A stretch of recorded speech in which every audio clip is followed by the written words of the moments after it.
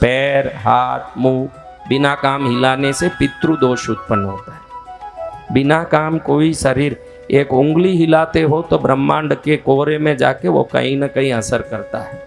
हमारे हर हलन चलन का प्रकृति में कोई ना कोई असर वापस आता है।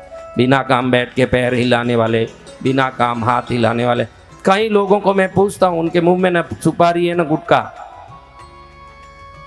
क्यों हिलाना? कुछ है ही नहीं तो क्यों हिलाना? मन में संकल्प कर लो आज से बेटा, क्या आज से अगर मेरा हाथ हिलेगा तो नोट गिनने ही हिलेगा, पैर हिलेगा तो परमात्मा के घर पहुंचने ही हिलेगा, मुंह हिलेगा तो 56 भोग जब मुंह में जाएगा तो ही हिलेगा, फालतू काहे लिए हिले? सही है ना?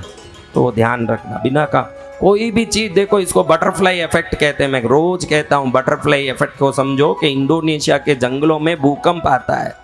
इतना बड़ा भूकंप आने का कारण क्या? सब रिसर्च किया तो मालूम पड़ा कि जंगलों में 1 ग्राम से कम वजन की तितलियां जब अपनी पंख मारती है, और इतनी तितलियां मिलके पंख मारती है, उनके तरंगे जब ब्रह्मांड के ऊपर जाके वापस लौटती है तो इतनी तीक्ष्ण रूप से लौटती है कि भूकंप हो जाता है। अगर तितली के पंख मारने से भूकंप होता है, इसको बटरफ्लाई इफेक्ट बोलते हैं। गूगल में सर्च करो इसके बारे में। अगर तितली के पंख मारने से भूकंप हो सकता हो तो तुम बैठे बैठे मुंह हिलाते रहो तो घर में कितने भूकंप होते होंगे मालूम नहीं पड़ेगा।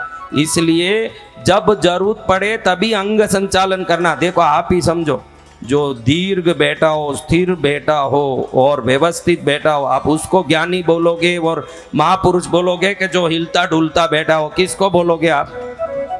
हाँ, इसका अर्थ क्या? जितने स्थिर होगे उतना ज्ञान और समृद्धि जीवन में आएगा, क्योंकि आप उस ऊर्जा को, एंटेना डिश हिलता रहेगा तो अंदर टीवी में चैनल दिख पाएगा?